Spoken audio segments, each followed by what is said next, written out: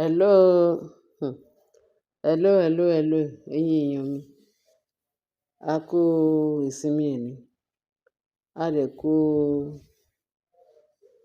ọdún ẹ̀ní. A kú yèdú ẹ̀mí aṣọ̀pẹ́ happy Easter gbogbo wa. Bá ṣe dé láti ṣọ́ọ̀ṣì, bàbá ní ká máa kí gbogbo wa pé happy Easter o. Ẹ ṣé bẹ́ẹ̀ ṣe ń tẹ́tí sí wa. Mo rọ́wọ́ yín o, ẹ ṣé o, bẹ́ẹ̀ ṣe ń bá mi share, tẹ́ ń bá mi like, tẹ́ ń bá mi subscribe. Ààbò Ọlọ́run á dájú lórí gbogbo wa. Ẹ ṣé gan-an ni. Ṣé o mọ̀ pé wọ́n ní rìkíṣí tó bá pààyàn pọ̀, tí ò dẹ̀ ṣe rìkíṣí tọlọ́run, tó jẹ́ rìkíṣí ìbàjẹ́. Torí rìkíṣí mi wà tó jẹ́ pé ayọ̀ máa wà ńbẹ̀. Rìkíṣí mi tó tún máa wà, rìkíṣí ìbàjẹ́. Wọ́n ṣe ń ṣe báyìí lọ́lọ́run máa tú wọn ká. Àwọn rìkíṣí tí ò dáa nìyẹn. Ní àṣírí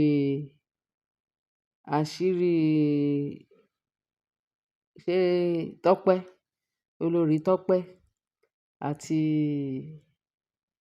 Ashley. Ṣé o mọ̀ pé Ashley yẹn kò lè ṣe kó má tẹ̀ kó má kàbùkù because ó ti jẹ́ ọmọ onílẹ̀. Torí pé ó jẹ́ ọmọ onílẹ̀, wà á dẹ̀ máa tẹ ilẹ̀ bàṣù. Pẹ̀lú bó ṣe jẹ́ ọmọ onílẹ̀ yẹn, ṣèbí ó ń tẹ́, ó ń fàbùkù kan rẹ̀. Ṣé torí pé ó jẹ́ ọmọ onílẹ̀, lọ́ ṣe ní kó lọ ṣe DNA?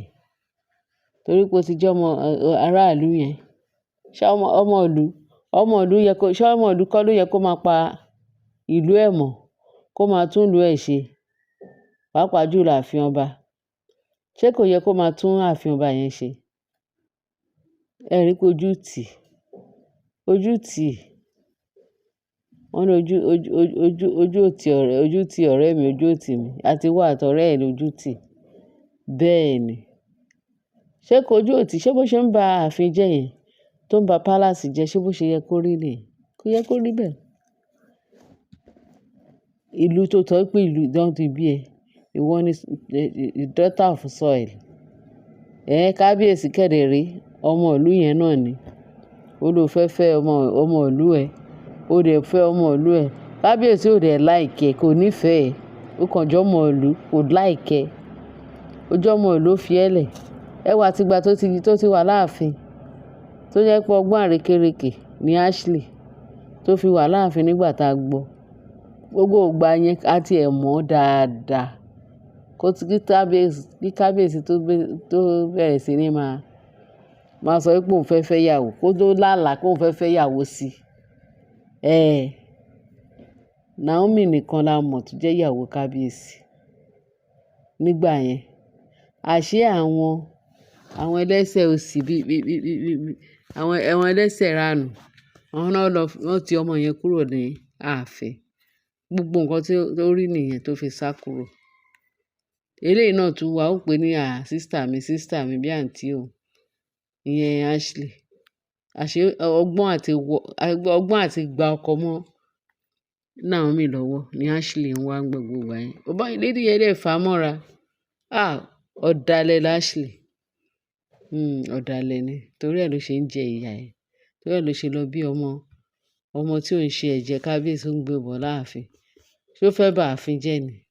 Ṣé bọ́n sọ pé ọmọ onílùú ni ẹ́, ọmọ alálẹ̀. Àwọn ọmọ ìwọ ló yẹ kó máa tún bẹ̀ yẹn ṣe. Ó fẹ́ bá ààfin jẹ́, ó fẹ́ bá ìlú ẹ̀ jẹ́. Shame on you. So kì í ṣe ẹ ṣe pé ìyẹn gan-an tí ẹ ní mo bá wá. Gbogbo ìwà ìbàjẹ́ tí Ashley ń ṣe, òun ló ti ẹ̀ ń bẹ̀ mí nínú tí mo fi ń sọ gbogbo àwọn ọ̀rọ̀ yẹn fún un. Ọlọ́run ló ṣe. Òun àti Rónkẹ́. Ṣé o mọ̀ pé gbogbo olórí Rónkẹ́, gbogbo pọ̀pọ̀ ṣìnṣìn. Ẹ wá, ẹ jẹ́ ká sọ̀rọ̀ nípa Naomi. Ìwọ náà wá, ẹ jẹ́ ká sọ̀rọ̀ nípa Naomi. Mo rò pé, ṣé o mọ̀ pé wọ́n ní Ọlọ́run tó máa ń tú wọn ká níbi tí wọ́n ti ń dáná ọ̀rọ̀. Ṣé rí gbogbo àwọn tó wà bẹ́ẹ̀? Àti olórí Blue àti olórí, ṣé òun ni Two-Face yẹn kọ́ ni kí ló ń jẹ? Two-Face yẹn ni Tọ́pẹ́, Tọ́pẹ́ olórí Tọ́pẹ́. Tọ̀hún yẹn ni Calabash. Wọ́n ṣà sọ gbogbo wọn lórúkọ. Bóyá wọ́n sọ wọ́n lórúkọ báwọn náà sọra wọn lórúkọ kọ́ má baà mọ̀ wípé àwọn ni. Ìgbà wo ni Mark ò ní kú? Ìgbà wo náà ni mọ̀ àṣírí wọn? Lórúkọ gidi tí wọ́n ń jẹ́, wọ́n á tú àṣírí wọn. Bẹ́ẹ̀ ni, wọ́n láṣìírí àwọn méjèèjì tú. Ìyẹn olórí kí ló ń jẹ́? Tọ́pẹ́ àti Ashley. Gbogbo nǹkan tó ń ṣe fún Naomi, wọ́n láṣìírí yẹn tú. Wọ́n wá bẹ̀rẹ̀ sí, àwọn méjèèjì wọ́n náà pò ṣàn bí omi ìṣanwọ́. Wọ́n disgrace ara wọn ní palace.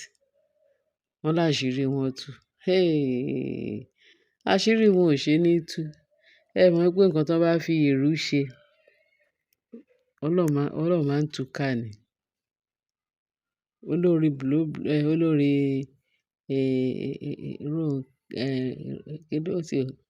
Tọ́pẹ́. Olórí Rónkẹ́ yẹn wọ́n ní ìyẹn tiẹ̀ tí ń sanwó ẹ̀ kúrò láàrin wọn.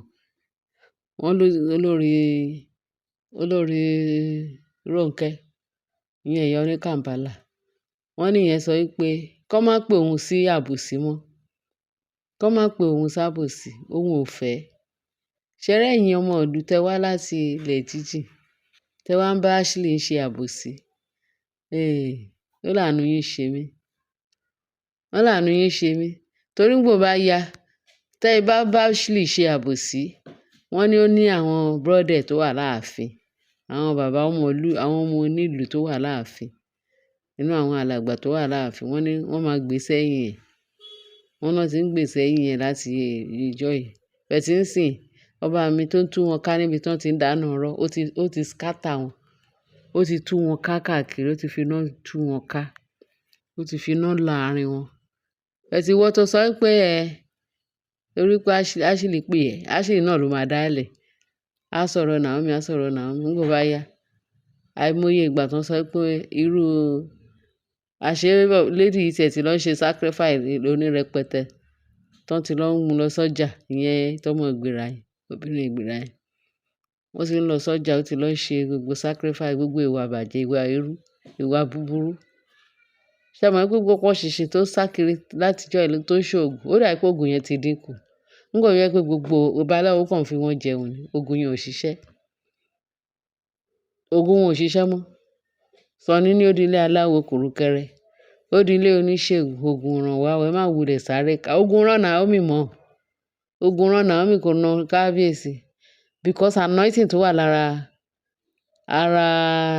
Naomi, òun ni kábíyèsí ń tap. Ó ti tap ẹ̀ sí ara gbogbo èyí tó wà lára Naomi. Kábíyèsí ti tap ẹ̀ sára ẹ̀. Wọ́n jọ ń pín anointing yẹn káàkiri àti ọmọ ẹ̀. Ẹ̀yin tẹ sọ pé ẹ̀yin ò pè. Tẹ sọ pé báwo ni tí yín ṣe jẹ́. Tẹ lọ ń kó sí wọn láàrin. Ẹ kàn máa gbiná dànù.